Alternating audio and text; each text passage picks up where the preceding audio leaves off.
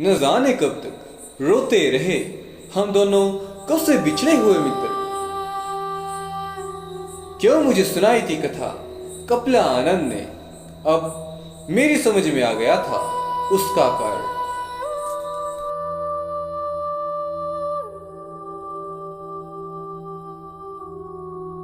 सन 1753 ईस्वी काशी में एक संस्कृत पाठशाला थी। मेरे साथ शशिकांत भी पढ़ता था उस पाठशाला में। मैं 16 वर्ष का था और शशिकांत था 18-19 वर्ष का। मेरा नाम था शशि भूषण। हम दोनों ब्राह्मण कुल से थे। दोनों के नाम का प्रारंभ भी शशि शब्द से आरंभ होता था। संभवतः इसी सब के कारण हम लोग सहपाठी तो थे ही, प्रगाढ़ मित्रता भी थी हम दोनों में। शशिकांत मुझसे भी अधिक गोरा और सुगठित शरीर का था।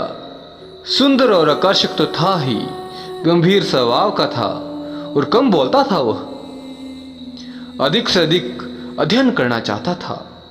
प्रायः एकांतवासी था।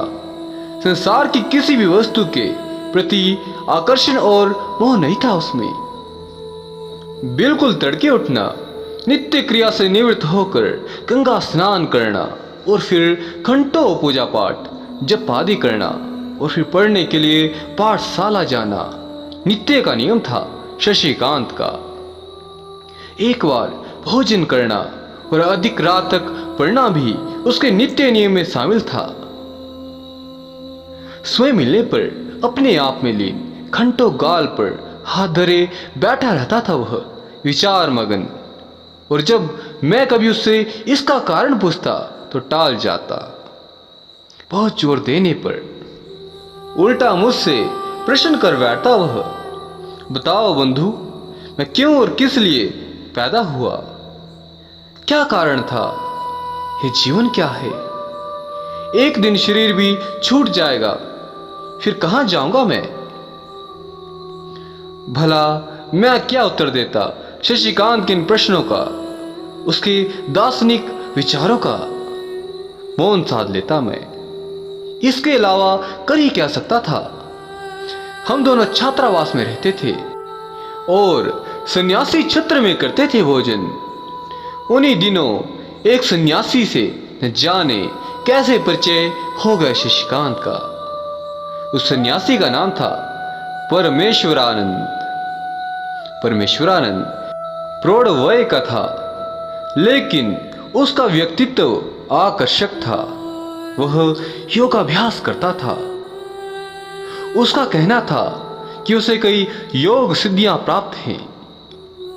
संभवतः योग और उसकी सिद्धियों के कारण ही सन्यासी परमेश्वरानंद की ओर आकर्षित हुआ होगा शशिकांत, इसमें संदेह नहीं।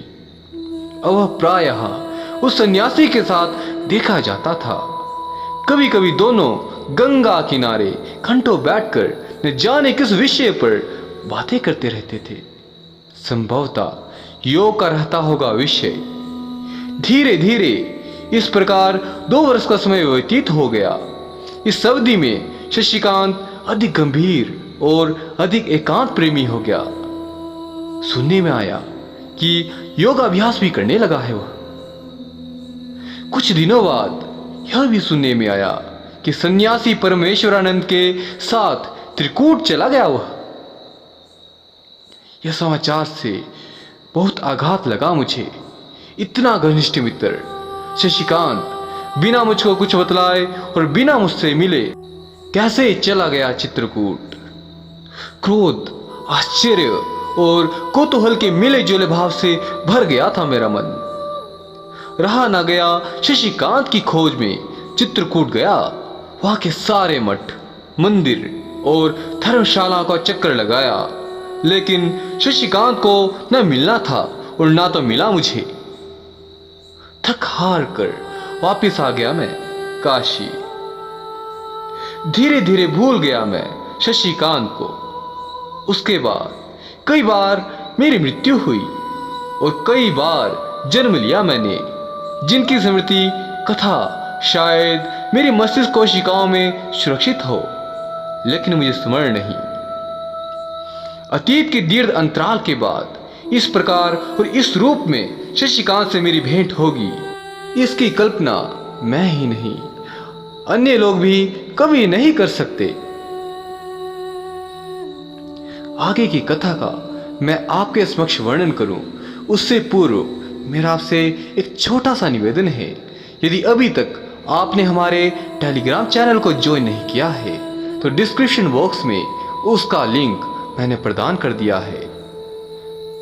और यदि आप अपने जीवन के भूत भविष्य वर्तमान के रहस्यों को ज्योतिष विद्या अंक विद्या के माध्यम से सुलझाना चाहते हैं तो आप हमारे प्रबुद्ध ज्योतिषियों से संपर्क कर सकते हैं, जिनके संपर्क सूत्र भी आपको डिस्क्रिप्शन में प्राप्त हो जाएंगे।